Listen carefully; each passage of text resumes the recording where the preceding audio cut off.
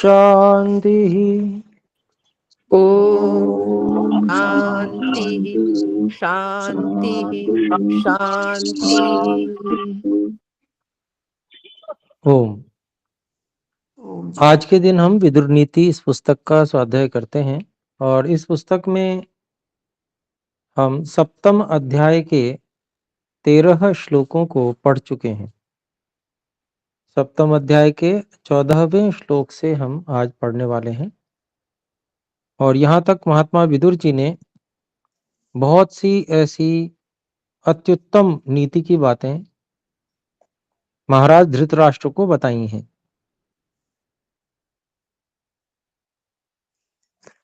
और बहुत सारे ऐसे दोष भी गिनाए हैं कि जिन दोषों से युक्त पुरुषों को छोड़ देना चाहिए, जो हमेशा निंदा में ही तत्पर रहे, ऐसा दूसरों को दुखी करने का उपाय करे, अवसर ढूंढे, और जिसके साथ रहने में बड़ा भय हो, उससे धन अगर लेना हो तो भी वो लेने में ही बड़ा दोष हो, क्योंकि वो अलग प्रकार के व्यक्ति होते हैं, प्रचार करते हैं उस चीज का, फूट डालने वाले लोग होते हैं, स्वार्थी लोग होते हैं, निर्लज्ज लोग होते हैं, धूर्त पापी, इस रूप में जो प्रसिद्ध होते हैं, ऐसे लोगों का बिल्कुल त्याग कर देना चाहिए। ये पिछली कक्षा में हमने जाना था। तो आइए आज हम 14वें श्लोक से आरंभ करते हैं। 14 श्लोक इस प्रकार है। निवर्तमाने सौहार्दे प्रीतिर्नीचै प्रणश्यति या चैव फलनिवृत्तिः सौहृदे चैव यत्सुखम्। तो शब्द लगभग अलग अलग हैं, फिर भी देख लेते हैं। निवर्तमाने सौहार्दे प्रीति ही नीचैः प्रणश्यति या च एव फलनिवृत्तिः सौहृदे च एव यत्सुखम्। अन्वय ऐसे करते हैं। सौहार्दे निवर्तमाने नीचे प्रीति ही प्रणश्यति।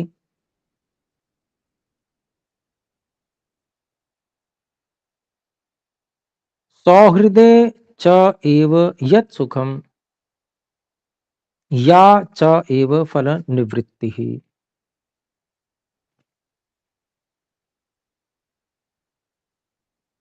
तो यहाँ पर महात्मा विदुर जी समझा रहे हैं महाराज धृतराष्ट्र जी को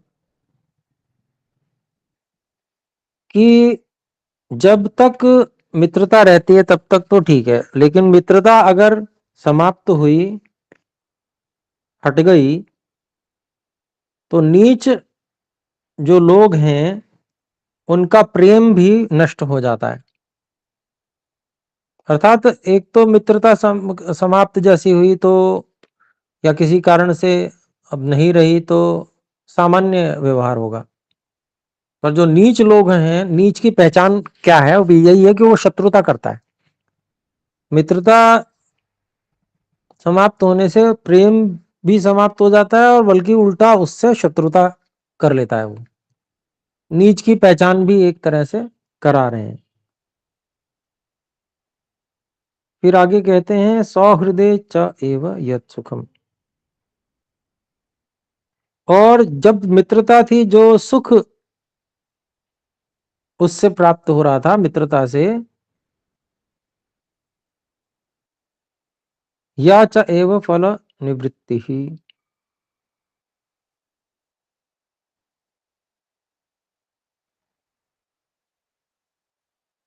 तो और जो मैत्री का जो फल है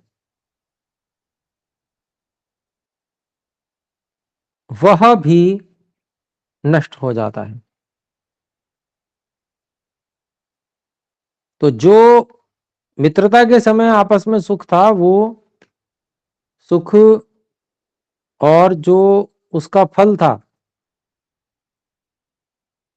मैत्री का, जिसको हम आपस में प्रेम भाव है, वो सब भी हट जाता है। और इसको और अगले श्लोक में और स्पष्ट किया गया है। तो ऐसा जो मैत्री हट जाती है तो क्या करता है फिर? जो नीच प्रकृति का व्यक्ति होता है वो क्या करता है? तो 15वें श्लोक को देखते हैं। यतते चापपा यतते चापवादाय यत्नमारभते क्षये अल्पेप्यपकृते मोहात् न शान्तिमधिगच्छति। यतते च अपवादाय यत्नम आरभते क्षये अल्पे अपि अपकृते मोहात् न शांतिम अधिगच्छति। तो कहते हैं, देखिए इसका इस तरह से अन्वय करते हैं। क्षये यत्नम आरभते, अपवादाय च यतते, अल्पे अपि अपकृते मोहात् न शांतिम अधिगच्छति। तो ऐसा जो नीच प्रकृति का व्यक्ति होता है, जिससे मित्रता समाप्त हो गई है, तो वो प्रीति को भी समाप्त कर लेता है। सामान्य जिसको कहते हैं ना नमस्ते जी, वो भी नहीं रखता। और कहते हैं क्षय यत्नम आरभते, और मित्र जो पहले मित्र था उसके नाश के लिए प्रयत्न आरंभ कर देता है ये नीच व्यक्ति। और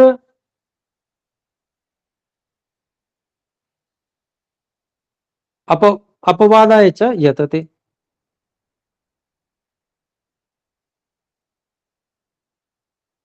और झगड़ा करने में प्रयास करता है कि झगड़ा हो।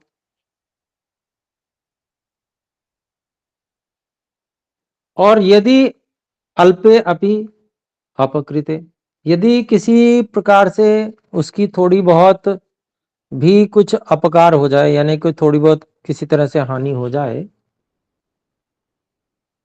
तो कहते हैं मोहात न शांति अधिगच्छति। मोह के कारण से, मतलब शत्रुता और बदले की भावना के कारण से वो शांति को कभी प्राप्त नहीं होता। वो उतनी सी बात को लेकर ही वह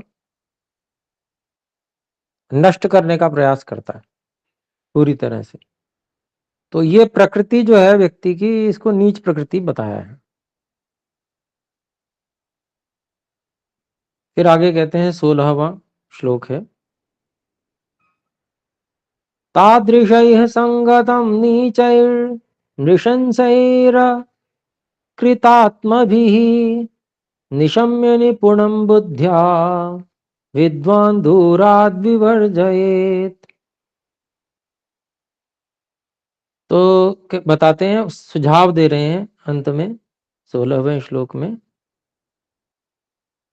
इसके शब्दों को अलग अलग देखें। तादृशैः संगतम नीचैः नृशंसैः अकृत आत्मभिः निशम्य निपुणम बुद्ध्या विद्वान दूरात विवर्जयेत। अन्वय इस प्रकार से हुआ। तादृशैः नीचैः नृशंसैः अकृतात्मभिः संगतम निपुणम निशम्य बुद्ध्या विद्वान दूरात विवर्जयेत। तो सुझाव दे रहे हैं महात्मा विदुर जी कि इस प्रकार के जो नीच प्रकृति के लोग हैं, नृशंस हैं अर्थात कठोर हृदय, और अकृत आत्म भी, और जो कृतघ्न हैं, दुष्ट हैं, ऐसे लोगों से संगतम, उनसे संगति को, एक निपुण व्यक्ति को निशम में छोड़कर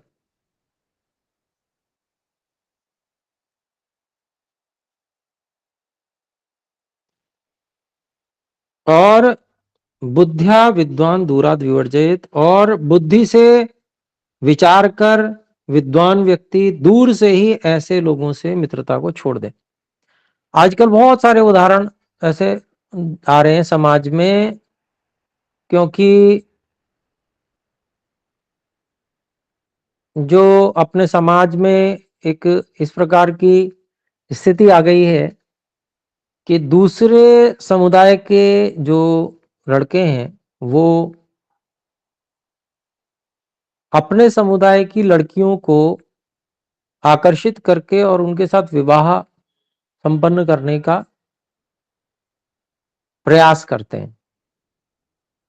तो इस प्रकार के जो प्रयास हैं, अब यहां पर जिन बच्चों ने नीति पढ़ी हुई है तो वो तो इस बात को समझ जाएंगी, बेटियां जिन्होंने ये बात पढ़ ली, और जिन्होंने नहीं पढ़ी है तो वो कहेंगे तो सब मनुष्य एक जैसे होते हैं, उनमें क्या खराबी है। खराबी क्या है वो पता चलता है जब तब तक देर हो चुकी होती है और वो काट पीट के बक्से में पैक कर देते हैं, फ्रिज में पैक कर देते हैं। ये स्थितियां हो रही हैं। अर्थात पहले मैत्री की, मित्रता की, उसके बाद में कोई छुटपुट अनबन हुई, उसी में उतने में ही गला रेत दिया, मार डाला, खत्म कर दिया। इस प्रकार की घटनाएं हो रही हैं। तो ये देखना पड़ेगा, ये समझना पड़ेगा कौन व्यक्ति उत्तम प्रकृति का है, कौन नीच प्रकृति का है। इन नीच प्रकृति वाले लोगों से सावधान रहना ही पड़ेगा। बुद्धिमान व्यक्ति को विचार कर नीच प्रकृति के लोगों से दूरी बनानी पड़ेगी।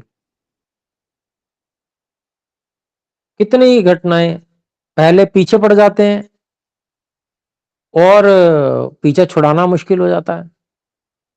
लड़की को कोई गलती नहीं होती है और फिर जब लड़की कोई रेस्पॉन्स नहीं देती है तो बल्कि उसको छुरे वगैरह से मार डालते हैं। ऐसी घटनाएं सामने आई हैं।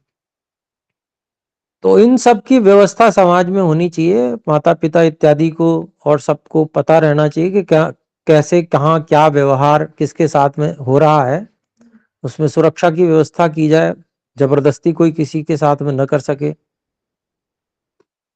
और पीछे पड़ जाना जो इस स्थिति से बचाव किया जा सके। कितने ही आपने घटनाएं सुनी होंगी, नीच प्रकृति के लोग हैं कि तू अपने आप को बड़ी हीरोइन समझती है, ले तेरा चेहरा जला देता हूं, एसिड फेंक देते हैं। ऐसी भयंकर घटना, ये सब नीच प्रकृति के लोग हैं। मतलब नीच प्रकृति के लोग बन क्यों रहे हैं समाज में, कारण क्या है? क्योंकि अच्छे संस्कार देने की व्यवस्था समाज में हम लोगों ने नहीं कर रखी है।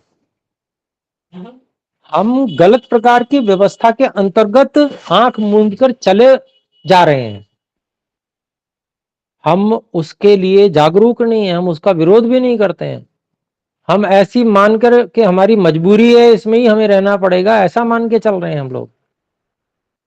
हमारे अंदर से वो क्रांति उत्पन्न नहीं हो रही है कि नहीं, हम इसको सहन नहीं करेंगे, ये व्यवस्था गलत है जिसमें सुसंस्कार नहीं मिल रहे हैं, समाज बिगड़ रहा है, बालक बिगड़ रहे हैं। इससे हमारे समाज में कभी भी किसी को भी हानि हो सकती है। तो इस प्रकार की नीच प्रकृति के व्यक्ति समाज में अधिक हों क्यों, क्यों हों हमारे समाज में? हमको ऐसे लोगों के बीच में क्यों रहना पड़े? क्या ऐसा प्रश्न हमारे अंदर नहीं आता? हमने इसको अपना भाग्य कैसे मान लिया है? क्या हम पुरुषार्थ पे बिल्कुल भी विश्वास खो चुके हैं कि हमें नया पुरुषार्थ करना चाहिए और इस प्रकार की स्थिति को बदलने के लिए प्रयास करना चाहिए? बस यही बात, यही अंतर है धृतराष्ट्र जी में और विदुर जी में। धृतराष्ट्र क्या है, वो अपना के मेरा विनाश होना मेरा भाग्य है और इसीलिए चिंतित हैं, चिंतित भी है, दुखी भी है, लेकिन वो कुछ करने के लिए तैयार नहीं। अगर थोड़ा सा हिल लेते, थोड़ा सा एक डांट मार देते दुर्योधन को, तो कुछ का कुछ और ही सीन होता। आज हमारी जो स्थिति है कुछ और ही होती। भारत की स्थिति, सारा ज्ञान विज्ञान एक युद्ध में नष्ट हो गया। ज्ञान विज्ञान अलग से नहीं होता, किताबों में नहीं रहता। ज्ञान विज्ञान व्यक्तियों की बुद्धि में निवास करता है, आचरण में निवास करता है। तो जब लोग ही नष्ट हो गए तो फिर सब कुछ नष्ट हो गया। तो अभिप्राय क्या है, समझने योग्य बात है, ये सारे के सारे विनाश का जिम्मेदारी हम लोगों की आने वाली है, क्योंकि हम बन गए हैं धृतराष्ट्र। विद्वान और बड़े बड़े लोग हमें जागरूक करने का प्रयास कर रहे हैं, परंतु हम जागने को तैयार नहीं है। हम समझौता किए पड़े हैं कि हमारे बच्चे, उनको नौकरी मिल जाए, उनको जैसा पढ़ रहे हैं पढ़ा लो, कोई बात नहीं। और फिर उसके बाद में जो परिणाम सामने आते हैं, डिप्रेशन में चला जाता है बच्चा कभी, या कोई और कारण हो जाता है, कहीं पर मानसिक स्थिति खराब हो जाती है। ये सारी की सारी स्थितियां आज समाज में देखने को मिल रही हैं युवाओं के बीच में। और उसके बाद में हम क्या कहते हैं कि हमारा भाग्य ही है। अरे भाग्य बनाया किसने था भाई? कर्म तो हमने ही ऐसे किए थे जो हमें ऐसा समाज मिला है। तो इसलिए अब सुधारने का अवसर भी परमात्मा ने दिया है, बस उसको अवसर के रूप में नहीं देखते हम उसको एक अपना दुर्भाग्य मानकर हाथ पे हाथ धर के बैठे हैं, कुछ करने को तैयार नहीं। और जो कर्मशील मनुष्य होता है वो कहता है कि परिस्थितियों का मैं दास नहीं हूं, मैं इन परिस्थितियों को बदल के रहूंगा। कमर कस के तैयार हो जाता है वो व्यक्ति, और फिर उसको कोई रोक नहीं सकता। और ऐसे ही जो उत्साह का भाव है, वो अपने उत्साह के भाव से सब में उत्साह का संचार करता है। वो कि इन्हीं परिस्थितियों में दबे कुचले रहने के लिए हम पैदा नहीं हुए हैं। हमको परमात्मा ने ये शरीर दिया है, बुद्धि दी है, तो इसका सदुपयोग हमें करना चाहिए, और इसका उपयोग हम करके, पुरुषार्थ करके इन परिस्थितियों को बदल डालेंगे। बस ये जो भाव हमारे अंदर होना चाहिए, यही भाव जो भारतीयों के अंदर गायब सा हो गया है, इसको जगाने की आवश्यकता है। और इसीलिए ऐसे महात्मा जैसे विदुर नीति है, महात्मा विदुर जी के वचनों को हम श्रवण करते हैं। औरों में भी ये सारी जो विद्या है, अपनी आर्ष विद्या, ऋषियों की विद्या है, इसको प्रचार करने की अपेक्षा आवश्यकता है। यही ऋषियों की विद्या ऐसी विद्या है जिससे जो हृदय में निराशा बैठी हुई है, उसको उखाड़ के फेंकने की शक्ति इसी विद्या में है। ये ऐसी विद्या है कि व्यक्ति के अंदर पुरुषार्थ की क्रांति को जन्म देती है। तो इसलिए जो अपनी जो विद्याएं हैं, आर्ष विद्या, ऋषियों के जो ग्रंथ हैं, उनको पठन पाठन में आना चाहिए। उससे ही मार्गदर्शन मिलता है, सुसंस्कार मिलता है, अपनी प्रवृत्तियों को सुधारने का अवसर मिलता है। जब पता है कि ये अच्छा, ये नीच प्रवृत्ति होती है तो ये हमें नहीं करनी चाहिए।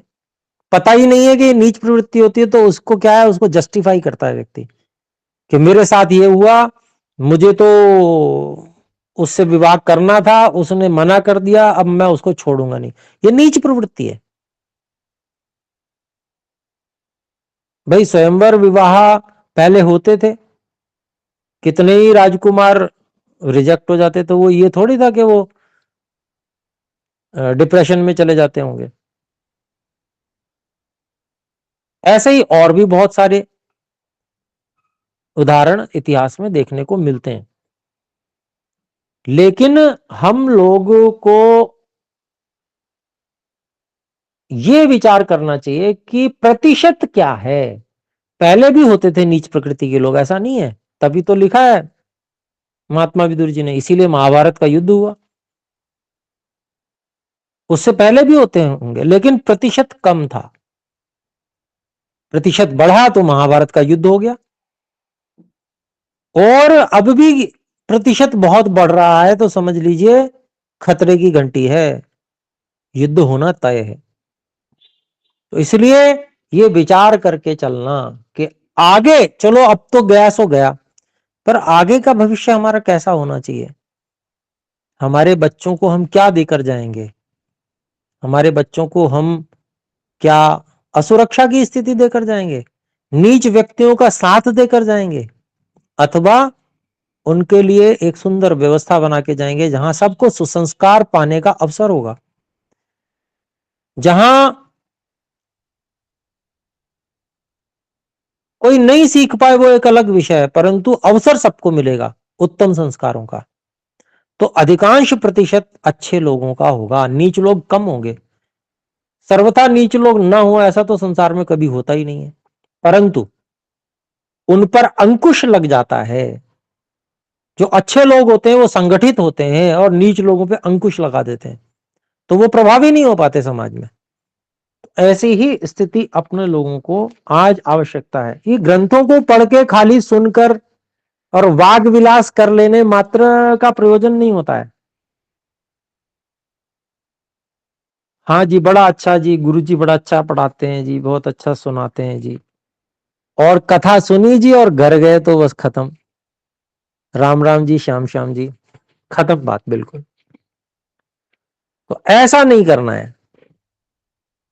क्या करना है फिर भाई? जो ऋषियों ने और जो बड़े ऐसे ऐसे उत्तम महात्मा लोगों ने उत्तम नीति की बातें बताई हैं, उससे अपने आप को अंदर से जागृत करना है, यही प्रयोजन है।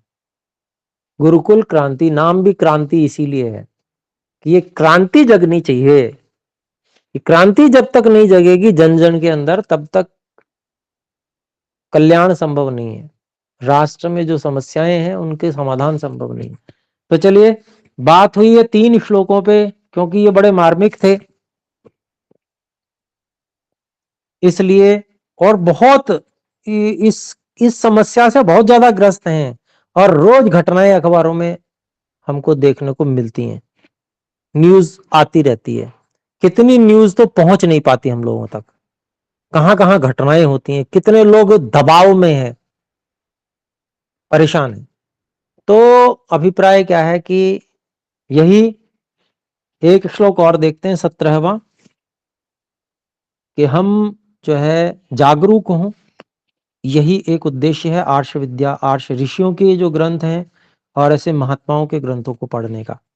17वां श्लोक है, यो ज्ञाति मनुगृह्णाति दरिद्रम दीनमातुरम सपुत्र पशुभिर्वृद्धिम श्रेयाश्चानन्त्यमश्नुते। अभी पीछे नीच की बात बताई थी, अब अच्छे लोग कैसे होते हैं देख लीजिए, ये बता रहे हैं। यो ज्ञातिम अनुगृह्णाति दरिद्रम दीनम आतुरम स पुत्र पशुभिः वृद्धिम श्रेयान श्रेयश च अनंतम अश्नुते, अनंत्यम अश्नुते। कहते हैं, देखिए इसका अन्वय इस तरह से करते हैं, यह ज्ञातिम दरिद्रम दीनम आतुरम च अनुगृह्णाति स पुत्र पशुभिः वृद्धिम अनंत्यम अश्नुते श्रेयः च। तो कहते हैं कि महात्मा विदुर जी बता रहे हैं कि भाई जो अपने संबंधियों को, सबसे पहले संबंधियों को, क्योंकि अपने तो जितने लोग हैं उन पे तो उपकार करता नहीं है, दूसरों पे लगा रहता, तो वो कोई लाभ नहीं है। भाई पहले अपने घर में, अपने परिवार के, अपने जो और लोग हैं उनको तो भी तो अच्छा बनाना है, उनको भी तो उत्तमता की ओर लेके आना है, उनमें कोई अगर अभाव है तो उसको भी तो पूरा करना है, वो पहले जरूरी है। तो जो अपने संबंधी हैं, फिर दूसरे के आगे कहते हैं दरिद्रम, जो गरीब लोग हैं उनको, दीनहीन है बेचारे, बेचारे हैं जो, और आतुरम, जो रोगी लोग हैं उनको अनुग्रहणाति, उन पर अनुग्रह करता है, अर्थात उनकी जरूरतों को, आवश्यकताओं को पूरा करता है। स पुत्र पशु भी, वह पुत्रों और पशुओं के द्वारा वृद्धिम अनंत्यम अश्नुते, अनंत वृद्धि को प्राप्त होता है। मतलब बहुत वृद्धि होती है उसकी, अंत रहित, ऐसा कहा है। मतलब वहां पर जितना वो करेगा उतना ही परमात्मा की कृपा से फलेगा फूलेगा, और श्रेयश्च, और उसको बहुत सुख भी होता है। तो बहुत सुंदर बात यहां बताई। ये इसको कहते हैं उत्तम लोगों के लक्षण। एक नीच लोगों के लक्षण भी पीछे हमने जान लिया और उत्तम लोगों के लक्षण भी जान लिए। अब ये बात पता चलेगी तभी तो ऐसा बनने का हम लोग प्रयास करेंगे और लोगों को भी बताएंगे कि ऐसा बनना चाहिए, इससे सबको सुख होता है। छोटी छोटी बातों को बिल्कुल नजरअंदाज कर देते हैं अच्छे लोग, और छोटी छोटी बातों को ही पकड़ के नीच लोग जो होते हैं धैर्य खोकर और मारने के लिए उतारू हो जाते हैं। आप देखते हैं आजकल नीचता ही तो है ये। जरा सा कुछ, थोड़ा सा किसी को कुछ लग गया, बस वहां पर उसने हथियार निकाल के मार दिया। क्या स्थिति है, कैसा समाज आज हो गया है। आज अपने सब लोगों को इस पर विचार करने की आवश्यकता है। समय हो गया अधिक, आइए एक बार ओम का उच्चारण करके इसको विराम करते हैं। ईश्वर हम सबको सद्बुद्धि प्रदान करें। ओम। सभी को सादर नमस्ते जी।